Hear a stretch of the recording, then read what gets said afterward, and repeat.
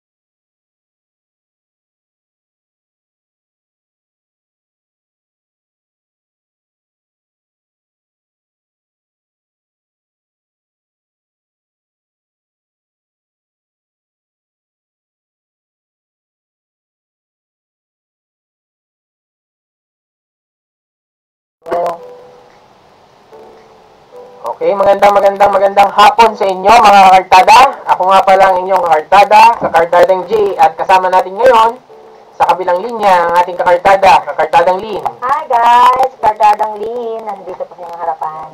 So, bago natin simulan ang ating programa ngayong hapon, ay batiin muna natin ang ating nag-iisa na commander ng Prescom Philippine Army, Major General Ramon P. Sagala, Philippine Army. Ganyan din ang aming commander ng 4th RCDG, Rescom Philippine Army, Colonel Rustico V. Villanueva, AGS, General Staff Corps, Philippine Army. Sir, magandang hapon sa iyo, sir. Magandang hapon po, sir.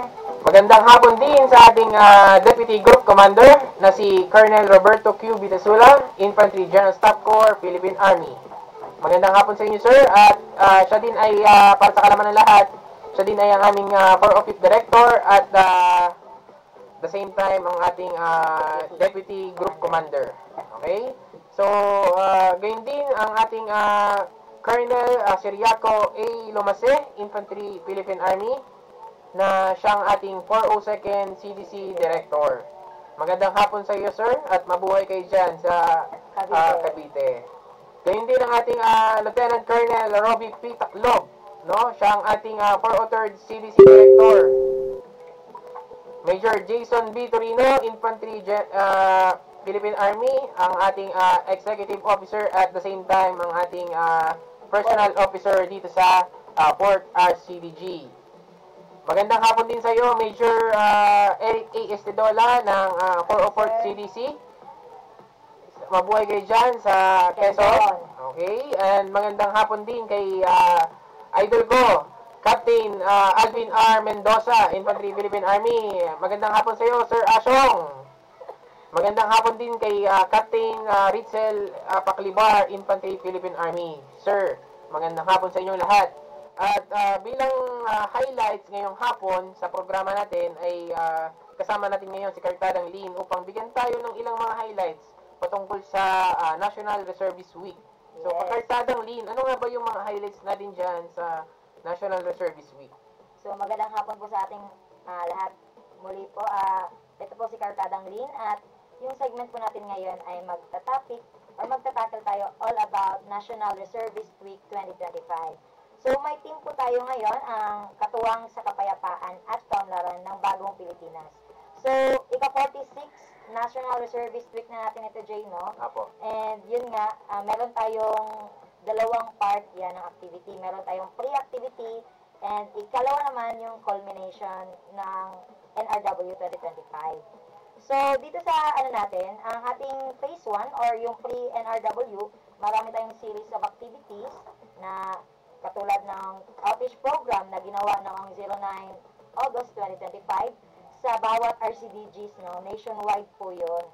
So, lahat ng RCDGs ng J, nag-conduct tayo ng free medical mission, mga medical mission, nagbigay tayo ng mga pagkain, mga tsinelas, yon sa kanya-kanyang probinsya dito sa ating bansa Pilipinas. So, napansin ko lang kakartadang Lin, ito palang National Reservist Week ay marami tayong mga program na kinakandak pagdating ng ganitong week, ano? Yes. And napansin ko din, dun sa outreach program, ano ba yung madalas ginagawa sa tuwing tayo may outreach program, kakartadang Lin? Dito sa 4RCDG, meron tayong pinandak na 4RCDG Cares. Yun yung ginawa natin as outreach program that day, sa 9 of August. So, meron tayong legal services, free consultation yung Jay ha, and then also meron tayong dental extraction, eye examination, and diabetes screening. Meron din tayong free medicines and also free eyeglasses para dun sa nagpapacheck ng mga mata.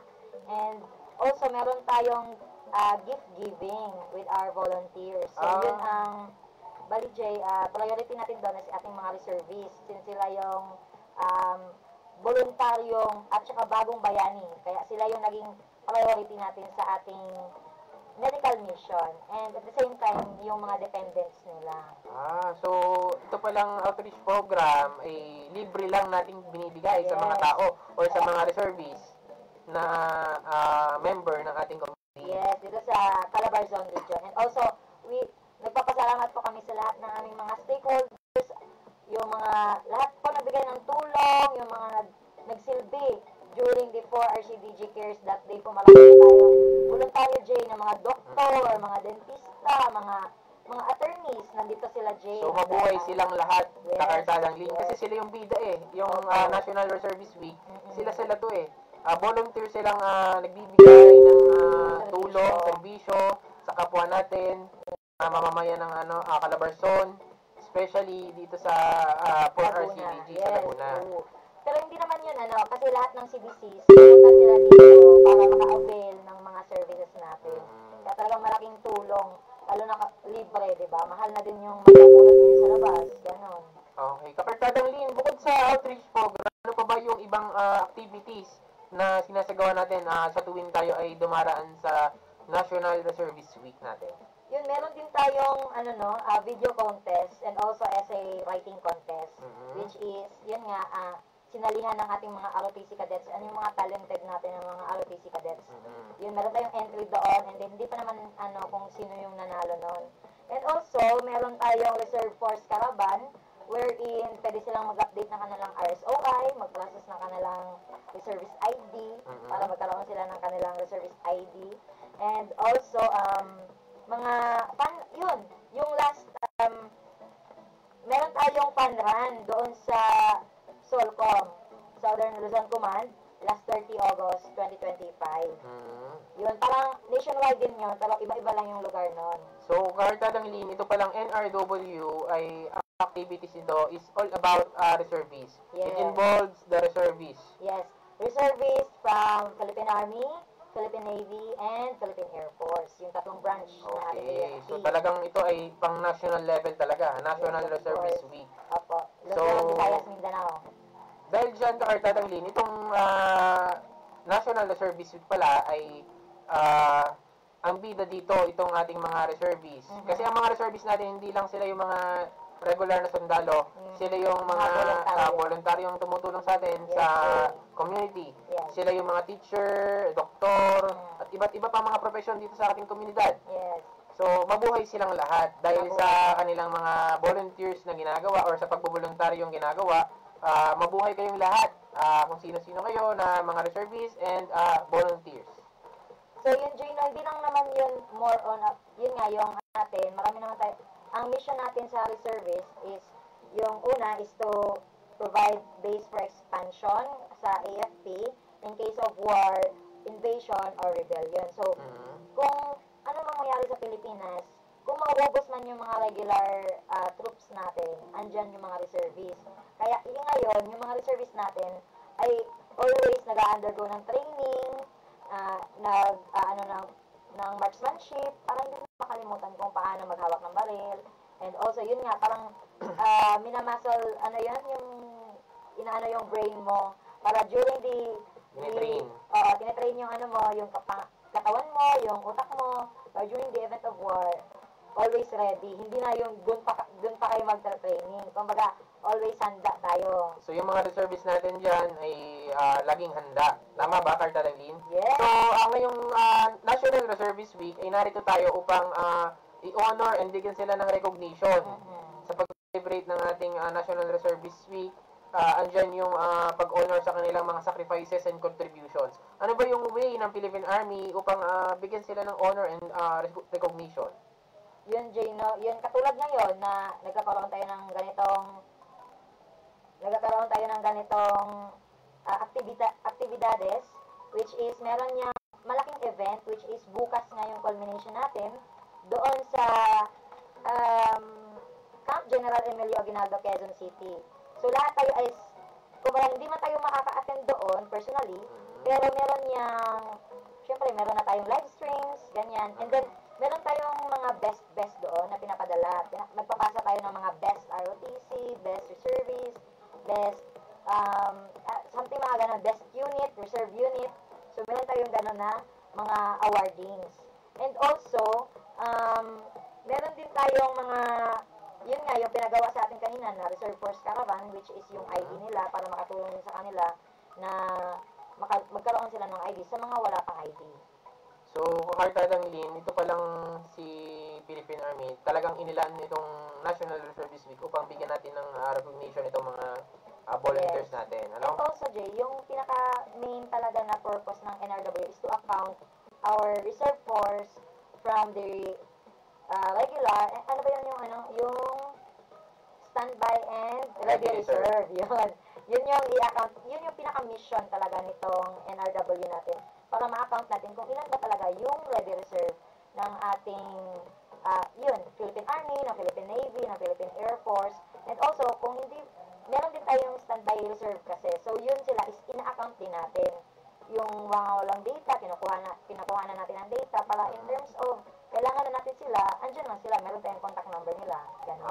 Okay. So, yan yung isa sa reason bakit meron tayong NRW. So, Kartadang Lin, may share ko lang din pala para sa kaalaman ng lahat na ang mga reservists pala natin ay sila yung mga first responder natin when it comes to calamities. Yes. Kaya sila talaga dapat bigyan natin ng recognition. Yes, of Andiyan course. sila sa tuwing may bagyo, may baha, may lindol. Handa silang tumulong, handa silang isakripisyo, iwanan yung kanilang pamilya para sa tawag ng tungkulin. Kaya dapat lang talagang ngayong week na to or National Reservist Week ay bigyan natin sila ng pagpapalaga at pagpupugay. Yes, Ano? totoo, Jay. And isa din sa mission natin, yun ay, yung binanggit mo, isa yun sa mission natin. Meron pa tayong isang mission, which is to assist in socio-economic development, which is yung ginagawa ng mga reservists natin, ay sumasama sila or nagkakantak tayo ng tree planting, ng Brigada Eskwela, ng coastal clean-up drives, yan. Yung mga simpleng bagay, pero malaki yung impact. Yung malaki yung nakakatulong siya sa community. And also, lastly is to assist in operation and maintenance of government and private utilities in furtherance of overall mission, which is ito yung mga pa-arus natin. Sila yung tumutulong sa atin na in case na karoon tayo ng meron tayong mga private utilities na makakatulong sa atin. So, Kartadang Lin, mukhang marami na tayong na-share sa ating mga manonood at tagapakinig ngayong hapon. So, meron tayong nag-comment dyan sa ating Facebook Live. Maaari mo bang masagot, Kartadang Lin, itong kanyang katanungan? So, from Sir Anjo Mines, may idea po ba kayo kung kailan ang susunod na ROTC training at saan po ito magaganap at ilang linggo? So, meron siyang tatlong katanungan. Una, sir, kung kailan ang susunod na ROTC training? So, sir, as of now, marami tayong nag-o-open ng mga college, yung, ano ba tawag sa kanila nun? Universities. Pero yung freshmen, anong sa kanila nun? Incoming freshmen. Oo. So, yun sir, ang ROTC training kasi natin sir is, ino-offer natin siya dito sa ating college level, first year. So, sa lahat ng universities na nag-offer ng ROTC, kung may iba kasing unit na nag-open na, meron ding iba na hindi pa. So, hindi talaga siya sabay-sabay, sir. So, hindi natin masabi. Depende, sir, saan ang location mo. So, ang next question mo, saan po ito magaganap? Magaganap po ito, sir, sa mga schools ng ating dito. Kung ano, sir, 4RCDG is based dito tayo sa Calabarzon, J, no?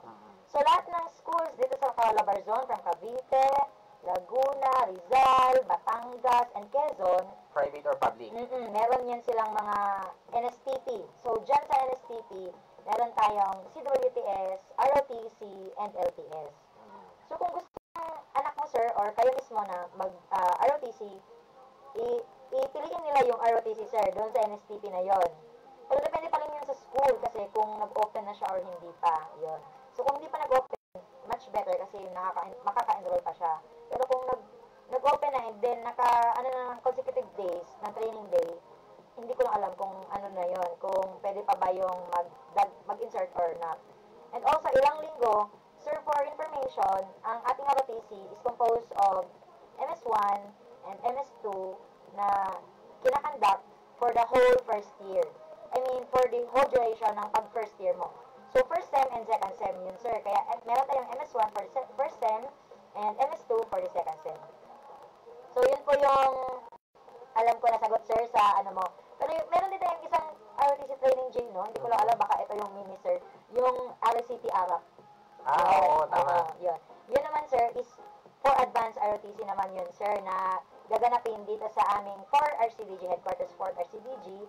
And yun ay once a year na ginaganap every summer. Baka yun yung tinutukoy niya, kakartadang lean.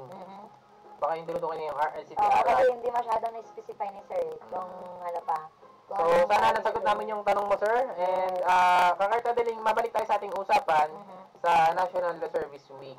So, yung gaganapin sa Camp Aguinaldo, tomorrow ba yun? Yes. Ito ba i-attendan ng lahat ng unit ng Philippine Army or ng Armed Forces of the Philippines? Yes, all the unit na dito lang malapit sa sa Luzon base. Dito sa Camp General Emilio Aguinaldo, Quezon City. So, yun, kakartadang lean. Anong mga magaganap doon bukas? Para bigyan natin ng idea yung mga gusto magpunta, mga bisita, mga... So, yun nga, Jay, no, yung sinabi ko kanina. Meron tayong on-site, pwede silang pumunta doon mismo sa ating kampo, and also virtually through our live streaming platforms. Marami naman yan bukas, lalaganap yan. And also, yung pinaka-highlight, Jay, bukas, is itong National Simultaneous Accounting of the Service and Flag Raising Ceremony. Ito yung, meron silang system na i-encode ka doon, na ikaw ay ready reserve, ikaw ay standby reserve, and ipag-a-add yan or ipag-total natin yan para malaman nga natin kung ilan yung pinaka-ready reserve ng Philippine Army, ng Philippine Navy, at Philippine Air Force. And also, Jay, sa second item, meron tayong fancy drill. And also, capability demonstration by Reserve Command through our ROTC units. And, excuse me. So, kakartadang lean, ikaw ay, inubo na sa dami mong na-share ngayong maghapong ito, ngayong hapong ito. So, ang mga kasama, mga kartada, itong National Service Week na to ay gagawin tomorrow yung culmination niya sa Camp Aguinaldo at iniimbitahan namin kayo na manood or makibahagi sa programang ito. Kakartadang lean, maaari mo lang ituloy yung sinasabi mo. Pasensya na po. So, next item po, meron tayong static display, gallery, and photo exhibit, and AVP. And lastly, yun nga, Jay, yung sinasabi ko sa'yo, yung recognition of the significant contribution of our service in support to the AFP and government through awarding the best. So, yun, ang unang best ay AFP Reservist Officer of the Year. Yun yung field grade level. And also, meron din tayong AFP Reservist Officer of the Year na company grade level. And also, we have AFP Enlisted Reservist of the Year. So, mix na yan siya, Jay. It's either yun nga, Philippine Army, Navy, or Air Force, yung mapipili niyan. And also, yung RRU of the Year, AFP, yun yung brigade or wing level, and AFP RRU of the Year na battalion level, or group level, AFP Arrow of the Year, and lastly, AFP ROTC Unit of the Year. Yun yun, Jay. Yun yung mga activities para bukas. Meron tayong simultaneous accounting, fancy drill, capability demo, meron din tayong static display, photo display, So, photo exhibit, and best. Kakartadang Lin, ito bang activity na gagawin bukas ay maghapon ba ito? I don't think so, pero alam ko baka half day lang yan, Jay, kasi parang hindi naman siya last year, hindi naman siya abot ng whole day. Okay. So, Kakartadang Lin, dahil sa hapon na rin at ang ating mga manonood ay bigyan natin ng panahon magpahinga upang sila ay bukas ay makasubaybay din sa gaganaping NRW culmination. Yes. Tatapusin na natin ang programang ito, pero bago ang lahat ay Ibang nag-comment, tingnan mo natin, Jay. Kung wala tingnan muna natin ang mga nag-comment. So, wala na pala. Okay. Salamat po sa lahat ng manonood. Sa lahat ng manonood, bago natin tapusin, Kakartadang Lin, gusto ko lang sabihin na to our service, thank you for your courage, your readiness, and your love of our country. And to every Filipino listening, let's support them not only with words but with understanding and appreciation of the role they play in nation building. So, napakalaki ng ginagampanan ng ating mga reservists. Napakalaki ng kanilang binabahagi sa ating lipunan. Kaya suportahan natin sila sa anumang activities na kanilang ginagawa, katulad nitong National Reservist Week. No? So, at yun lang, magandang hapon sa inyo mga kartada. Ako po ang inyong kakartadang J, at ang ating kakartadang Lin. Yes.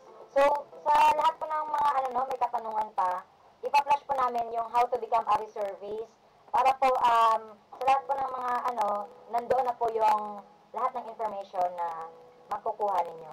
So, sa lahat po ng ating mga reservists sa buong mundo or sa buong Pilipinas, we salute your strength, we honor your story, and we stand with you. At mga kartada, iniimbitahan din namin kayo na i-like and follow ang aming Facebook page, 4RCDG Rescom PA or Philippine Army, at upang makasubaybay kayo sa mga announcements and informations na nilalabas namin sa aming unit. Yun.